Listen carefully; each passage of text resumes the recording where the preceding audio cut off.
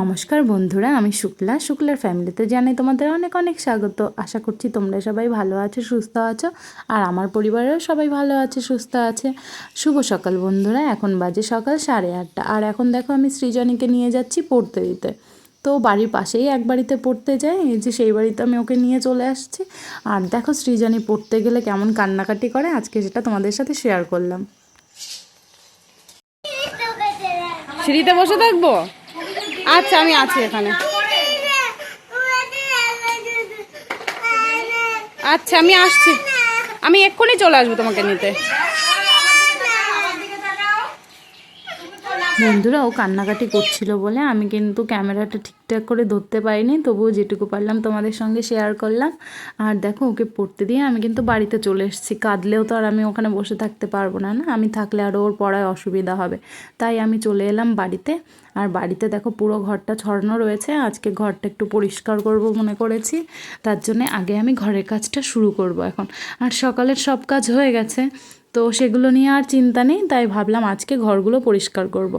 আর এখানে দেখো আমার মেয়ে কিন্তু ওর জামা কাপড় মানে সবসময় ওর নিজের পুতুলদেরকে পরায়, ভালো লাগে ওর। আর ভেবেছি আজকে কি জানো তো, এখানের যে পুতুলগুলো আমার ঘরে ঝোলানো রয়েছে সেই পুতুলগুলো আজকে সব ধোবো। আর এই যে ডলটা না, একদম দেখলে জানলার উপরে ওই ডলের ওখানে একটা আগে আরেকটা পুতুল ছিল, সেই পুতুলটা খাটের নিচে পড়ে গেছে, তো ওটা এখনও তোলা হয়নি। এই জানলায় যে সিঙ্গেল জানলাটা না, ওখানে একটা পুতুল ছিল, ওই পুতুলটা পড়ে গেছে। তো ভাবলাম আজকে সব পুতুলগুলো ধুয়ে নেব আর বেড কাভারটাও চেঞ্জ করে নেব। আর বন্ধুরা দেখো, আমার ঘরের যে মানে র্যাক ছিল জলের ড্রাম রাখার, র্যাকটা আমি রান্নাঘরে নিয়ে গেছি, তাই এখন জলের ড্রামটা রাখার জায়গা পেলাম না। তো দেখি আরেকটা নতুন র্যাকের ব্যবস্থা করতে হবে, না হলে আমার জলের ড্রামটা রাখার খুব অসুবিধা হয়ে যাচ্ছে। আর কি বলো তো বন্ধুরা, ঘরে তো জল রাখারই প্রয়োজন, কারণ আমার বাচ্চারা রয়েছে ঘরে, আমারও জলের প্রয়োজন হয়, বাচ্চাদেরও জলের প্রয়োজন হয়। এই জন্য সবসময় জলের ড্রাম আমি একটা আমার ঘরে রেখে দিই। তো দেখো বন্ধুরা, আমি পুতুলগুলো আগে একটা একটা করে পেরে নিচ্ছি। পুতুলগুলো একদম আমার মেয়েরা দাগিয়ে নোংরা করে ফেলেছে, কালার দিয়ে রং করে, তারপর মার্কার বলে, স্কেচ পেন বলো, যা পায় সেটা দিয়েই ওরা দাগাদাগি করে ফেলে। তো তার জন্য ভেবেছি যে আজকে পুতুলগুলো সব ধুয়ে দিই। আর কি বলো তো বন্ধুরা, মানে অর্ধেকটা নোংরা করার পরেই আমি এখানটায় পুতুলগুলো ঝুলিয়েছি। তা ভাবলাম যে অনেক দিন তো হয়েছে, ধুলো তো মাঝে মধ্যেই ঝেড়ে ফেলি, তো আজকে একটু সার্ফের জলে ভিজিয়ে পুতুলগুলো ধুয়ে দিই। তো যেমন ভাবা তেমনি কাজ, আমি সব পুতুলগুলো নিয়েছি এক এক করে খুলে। আর এখন দেখো এই পুতুলটা জামা খুলে দিচ্ছি, এই পুতুলটাকে সৃজনীর জামা পরিয়েছে। তো ওরা এরকম করতে খুব ভালোবাসে, যে নিজেদের ছোটোবেলার জামাগুলো যখন আমি বের করি না ওদের, তখন সেই জামাগুলো নিয়ে নেয়। আরও অনেক সফটওয়্যার আছে ওদের বক্সের মধ্যে রয়েছে, তারপরে একটা বড় একটা প্লাস্টিক বোর্ডে রেখে দিয়েছি বন্ধুরা, তো এক সময় তোমাদের দেখাবো। চলো বন্ধুরা, তো পুতুলগুলো দেখো সব আমি খুলে নিয়েছি। তো এই পুতুলগুলো আগে আমি সার্ফের জলে কিছুক্ষণ ভিজিয়ে রাখবো, তারপরে এগুলো আবার ধুয়ে দেবো।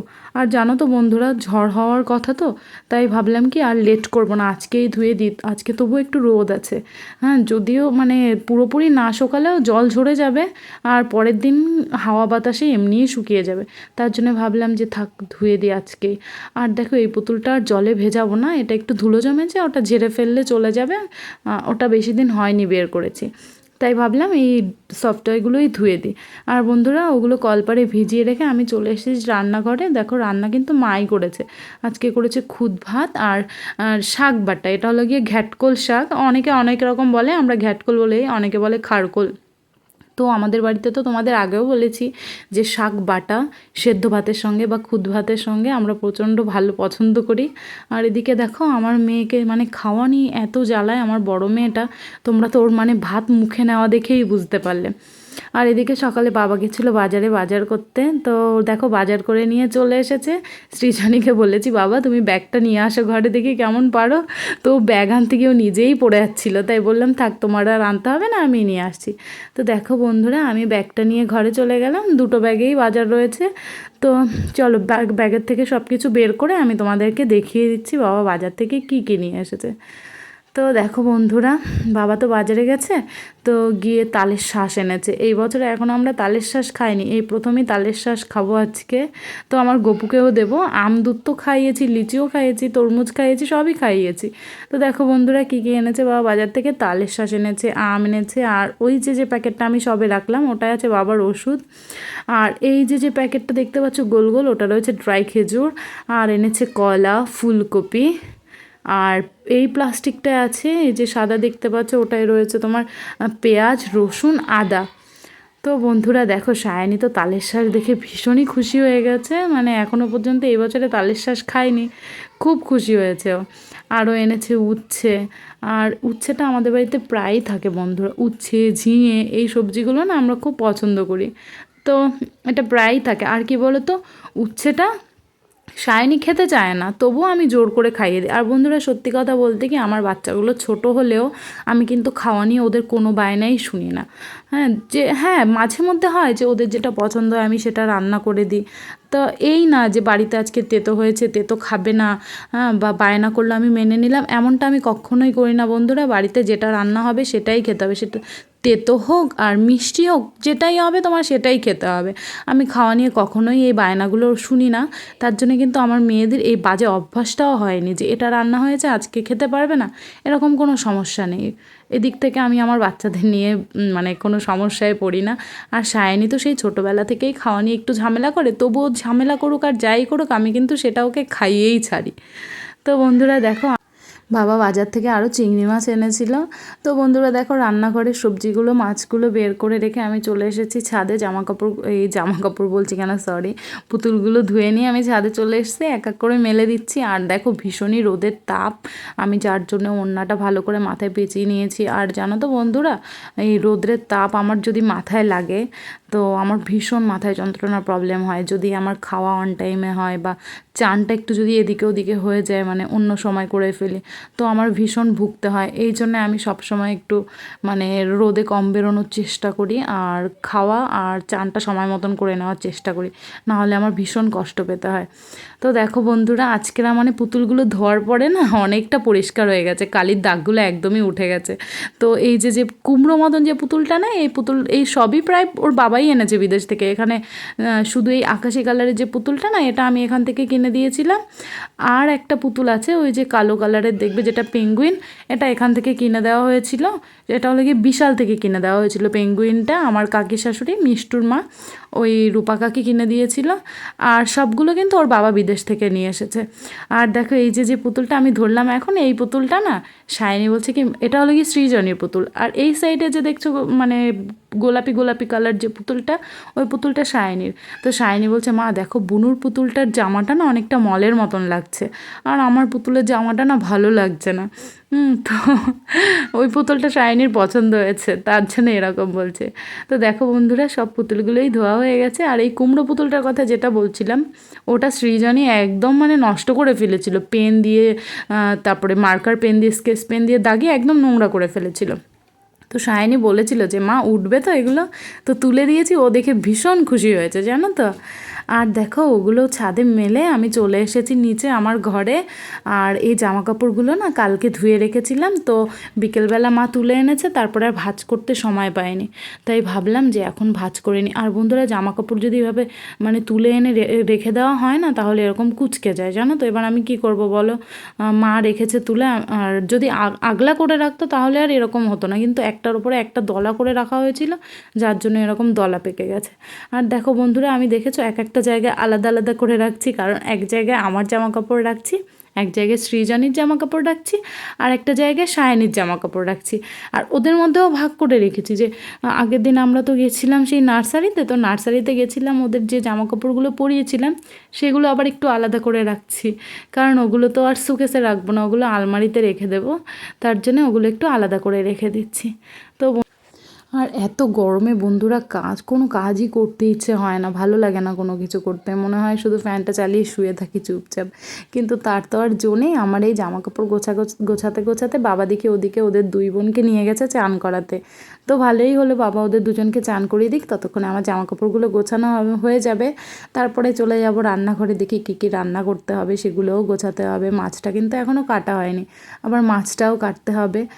তো চলো বন্ধুরা, দেখো আমার জামাকাপড়ও গোছানো হয়ে গেছে, আর ওরা দুজনে ঘরে চলে এসেছে, ওদেরকে জামাকাপড় ছাড়িয়ে দিয়েছি। সায়নীকে বললাম যে বাবা তুমি 1 থেকে 12 পর্যন্ত নামতা লিখে ফেলো, আর সৃজনীকে বললাম তুমি তোমার আন্টির হোমওয়ার্কগুলো করে নাও। তো দেখো ও বসে গেছে, আর সৃজনীকেও আমি এখন বই খাতা বের করে দেবো, ও হোমওয়ার্ক করে নেবে। তো বন্ধুরা জানো তো, সৃজনী আমাকে একটুও জ্বালায় না, আমি যদি ওকে ওর খাতাটা বের করে দিই ও সঙ্গে সঙ্গে বসে ওর হোমওয়ার্কগুলো করে নেয়। সায়নী একটু এখন বড় হয়েছে, একটু এদিক ওদিক করে, কিন্তু সায়নীও ছোটোবেলায় খুব বাধ্য মেয়ে ছিল আমার, এখন একটু বড় হচ্ছে আর একটু তো পরিবর্তন হবেই। তো দেখো ওদের বসিয়ে দিয়েছি হোমওয়ার্ক করতে। আর তোমরা জানো তো আমার সৃজনী কিন্তু বাঁ হাত দিয়ে লেখে, হ্যাঁ ও কিন্তু বাঁ হাত দিয়েই সব কিছু করে, খাবারটা ডান হাত দিয়েই খায় কিন্তু লেখাটা বাঁ হাত দিয়েই করে ও। আর এখানে দেখো বন্ধুরা, আমি নিয়ে চলে এসেছি তালের শাঁসগুলো ঘরে, আর ঘরে বসে ওদেরকে ছুলে দিচ্ছি, কারণ ওরা তো এখানে বসে পড়ছে, আর গরমে আর ওদের রান্নাঘরে নিয়ে গেলাম না, তার জন্য এখানেই নিয়ে এসেছি, এখানে বসেই ওদের ছুলে দেবো, ওরা খেয়ে নেবে। আর সৃজনী কিন্তু কোনো ফলই খেতে চায় না, ফল নিয়ে ওর খুব বায়না, ও কোনো ফলই পছন্দ করে না খেতে, আর এটা কোনো দিনও ও খায়নি এখনও পর্যন্ত। আজকে দেখে ভাবছিল যে এটা আবার কেমন ফল, দেখি খেতে হবে, তো একটু চাটাচাটি করে রেখে দিয়েছে, ওর ভালো লাগেনি খেতে, আর শ্বাসটা না শক্ত হয়ে গেছিলো, যার জন্য আরোই খেতে পারছিল না। আর আমি তো দাঁতের অপারেশন হয়ে এসেছি, আমার একটু খেতে অসুবিধা হচ্ছিলো, তবুও আমি একটা খেয়েছি। আর সায়নী তো আর নিজেকে সামলাতে পারছিল না, সায়নী ভাবছিল ও কখন খাবে, কারণ ও না ফলের পোকা, ফল খেতে ও খুবই পছন্দ করে, জানো তো বন্ধুরা। মানে ওকে যদি তুমি ভাত না দাও ও সারাদিন ফল খেয়ে কাটিয়ে দেবে, কোনো সমস্যা নেই ওর।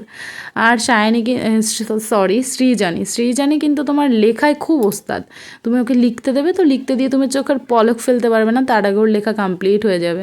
বাঁ হাত দিয়ে লেখে তাই থাকে, হ্যাঁ ও বাঁ হাতেই মানে 100 জনের কাজ করে ফেলবে ওর একটা বাঁ হাত। তো বন্ধুরা চলো, তোমাদের সঙ্গে অনেক গল্প করে ফেললাম। তো দেখো তোমাদের সাথে কথা বলতে বলতে হঠাৎ করে রূপা কাকি চলে এসেছে, তো কাকিকে বললাম যে কাকি তুমি বসো, কিন্তু কাকি ক্যামেরা চলছে বলে আর সামনে আসছিল না, তার কারণে আমার ক্যামেরাটা অফ করে দিতে হয়েছে, তারপরেই কাকি এসেছে। তো বাড়িতে নাইটি পড়েছিল তো লজ্জা পাচ্ছিল, তাই আর কাকিকে জোর করিনি যে তুমি ক্যামেরার সামনে আসো। কিন্তু বন্ধুরা আমি কি বলো তো, মানে যে চেঞ্জ করে সেজে গুজে সবসময় তোমাদের সামনে আসবো, এরকম হবে না বন্ধুরা, আমি পারবো না, কারণ আমার 2টো বাচ্চা সামলে, সংসার সামলে, হ্যাঁ মানে পেরে উঠবো না আমি, অনেক টাফ এটা। তার জন্য শুধু শুধু বললে তো হবে না, আমি চাইলেও সেটা আমার পক্ষে সম্ভব না, তবুও আমি চেষ্টা করছি। মাঝখানে কিন্তু আমি ভিডিও বন্ধও করে দিয়েছিলাম যে হবে না, আমি পারবো না, কিন্তু তারপরে আবার মানে মন থেকে সাহস জুগিয়ে যে না চেষ্টা করি, আমি চেষ্টা তো করে দেখি, পারতেও পারি, এত লোকে যখন ইউটিউব করে তারা দাঁড়িয়ে গেছে আমিও নিশ্চয়ই পারবো, এটা ভেবে কিন্তু আমি আবারও ফিরে এলাম। এবার তোমরা যদি আমাকে সহযোগিতা করো তাহলে আমি ঠিকই পারবো। তো বন্ধুরা দেখো, তারপরে আমি রান্নাবান্না কমপ্লিট করে এখন বাবাকে ডেকে নিয়ে এসেছি যে ভাত বেড়ে দেবো, দুপুর তো গড়িয়ে গেল, প্রায় 2টোর বেশি বেজে গেছে। তো সবাইকে ডেকে নিয়ে এসেছি ভাত খাওয়ার জন্যে, শুধু মাই আসেনি, কারণ মা সকালে খুঁজছিল, সেটাই দুপুরে আবার খেয়েছে। আর এখানে দেখো আমি ভাত বেড়ে নিচ্ছি সায়নীর, আমার, সৃজনীর আর বাবার, তো আমরাই এখন খাবো। সৃজনীকে দেখো ভাত দিয়ে দিয়েছি, আর সায়নী বসে আছে। আর বন্ধুরা ভাত বাড়ার সময় কিন্তু আমি হাঁড়ির যে প্রথম যে ভাতটা আমি বাড়ি, সেই ভাতটা কিন্তু আমি সায়নী আর সৃজনীকেই দেওয়ার চেষ্টা করি। প্রত্যেকটা মাই এরকম করে যে তার সন্তানকেই আগ ভাতটা দিতে চায়, তো আমিও তেমনি আমার শাশুড়িকে দেখে শিখেছি, তো আমিও আমার মেয়েদেরকেই আগ ভাতটা দিই, তারপরে শ্বশুরকে দিই, আর তারপরে আমার শাশুড়ি বা আমার থালায় বেড়ে নিই। তো প্রতিদিনই এমনটাই করি।